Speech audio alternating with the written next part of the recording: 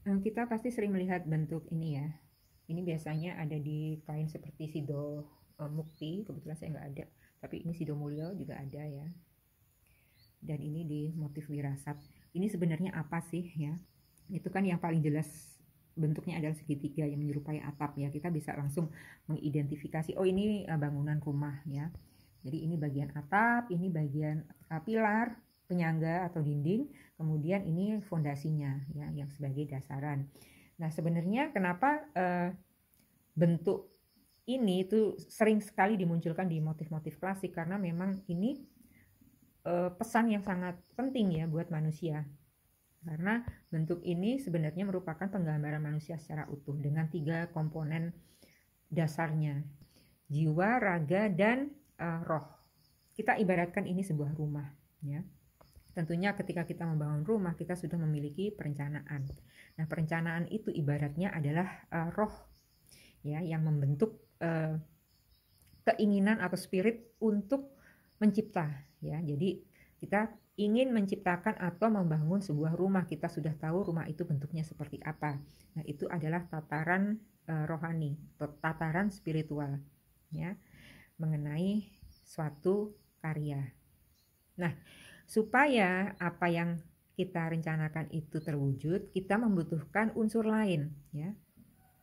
Dan unsur itu adalah materi, dan itu diwakilkan pada dasaran atau fondasi rumah itu. Jadi fondasi rumah itu harus dibuat terlebih dahulu gitu kan. Jadi kan kita tidak bangun rumah kan tidak langsung dinding gitu kan.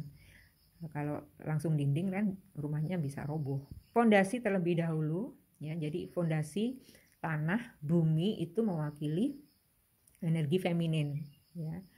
Jadi makanya kelahiran manusia itu ada bapak, ada ibu ya, dimana perkawinan keduanya menjadilah karya atau creation yang berupa anak. Nah, ini dalam bentuk ini itu digambarkan secara simbolis ya.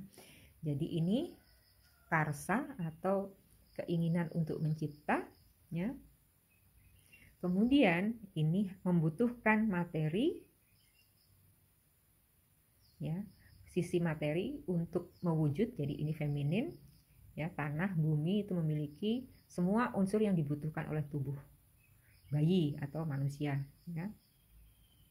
Ini spirit turun bertemu dengan unsur-unsur bumi, maka terjadilah jiwa manusia ya, manusia dengan jiwanya ya, di dalam satu rumah ya. Jadi sebenarnya di dalam rumah ini terdapat sisi diri kita yang tidak terlihat, tidak kasat mata, yaitu jiwa kita. Tapi bisa kita rasakan dari pikiran-pikiran kita, bagaimana kita merasakan. Nah, karena ini merupakan 3 komponen yang utuh, ini semua kita butuhkan selama kita masih menjalani hidup sebagai manusia. Ya. Kita tidak bisa hanya mengejar satu sisi saja ya. Manusia zaman sekarang mungkin lebih berat di sisi materi. Karena yang dikejar hanya sisi materi, dia tidak mempertimbangkan kesehatan jiwanya, apalagi meninggalkan aspek spiritualnya, maka yang terjadi adalah ketidakseimbangan. Dia akan ditarik oleh energi bumi karena ada gaya gravitasi di bumi ya. Ketika kita mengejar segala sesuatu yang materi tetapi tidak seimbang, kita akan ditarik ya. Yang terjadi adalah kegelapan ya, karena bumi, di dalam bumi itu kan gelap ya.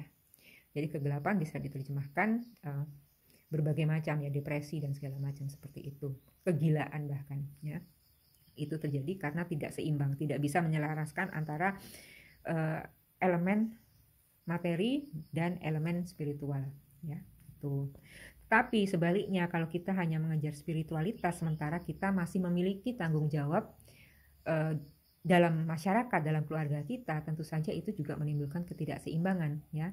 Kita mengejar aspek spiritual ya, hati kita tenang, tentram, tapi kita melupakan aspek materi, kita lupa tanggung jawab kita, maka juga segala hal yang sifatnya materi itu juga akan menjauh dari kehidupan kita ya.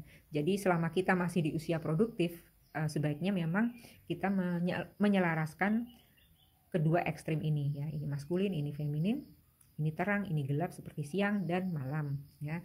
Karena begitulah dinamika kita supaya kita bisa hidup selaras sebagai manusia. Ya, jadi itulah penggambaran dari bangunan atau bentuk yang terdapat di motif-motif klasik seperti Sidomukti, Sidomulyo, dan yang lain-lain.